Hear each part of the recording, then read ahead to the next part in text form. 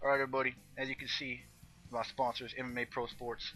Just want to know if you guys go, click on the link in the box, and nominate them as the best fight gloves out. They is what Everlast is to boxing, that's what they is to the MMA world. What I failed to clear up is, I know there's a bunch of noobs who watch my videos.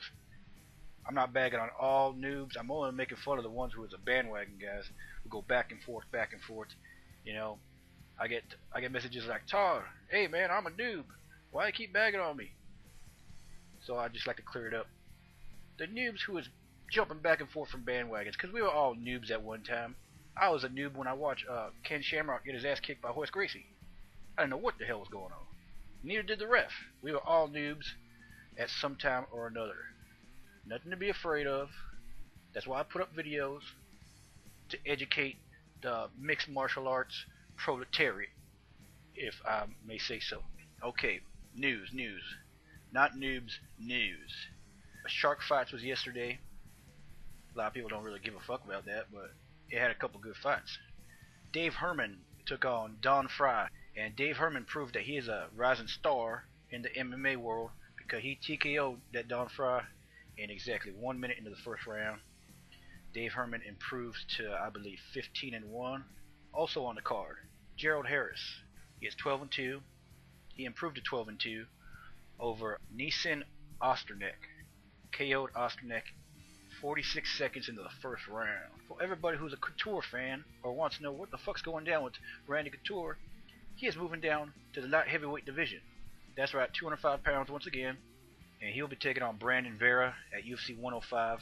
Seeing how Randy Couture coming down to 205, Dana White just healed those wounds with Tito Ortiz, and now they literally kissing on camera.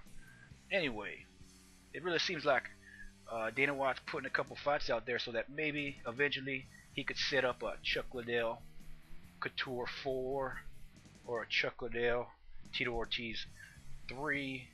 Dana White loves the reruns with his favorite fighters. He loves having those reruns. I really don't care about a Tito Ortiz Chuck Liddell 3, and I don't care about a. Well, it'd be nice to see Randy Couture beat Chuck Liddell again. As you can see, he's putting the pieces in place so that there might be a rematch between either one of those guys, and Chuck Liddell could finally get in the octagon again after he's done dancing with the stars. Dana White not stupid. He saw when Frank Mir fought Brock Lesnar that at UFC 100, it wasn't the biggest selling UFC of all time. The biggest selling UFC of all time was Chuck Liddell Tito Ortiz 2. So you know, after he saw that, he was like, probably gonna have to call up Tito again, get all corporate with him, and be buddy, bring him back because he sells pay-per-views. Let me say one thing about Tito Ortiz. Everybody, listen up. Tito Ortiz hasn't finished a fighter other than Ken Shamrock in like 6 years. I will repeat. Tito Ortiz hasn't finished a fight other than a fight with Ken Shamrock in 6 years.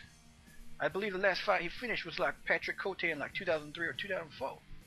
Tito might have a lot of fans, but until he finishes a fight, to me he hype right now. He hype. Who does the scoring or who does the post-fight results on these websites? Like, for example, let's say Thiago Silva, Keith Jardine. Everybody saw that fight. Keith Jardine got knocked out. But on the scorecard and on all the websites, they got TKO. Listen everybody. If a man is knocked out, unconscious, that goes down as a KO, not a TKO.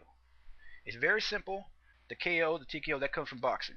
But in MMA, when a fight is decided by punches that result in a KO, it should say KO, parentheses, punches, not TKO. So for fights like Thiago Silva, Keith Jardine, or Jagar Mousasi, Babalu, both those fights was recorded as TKOs.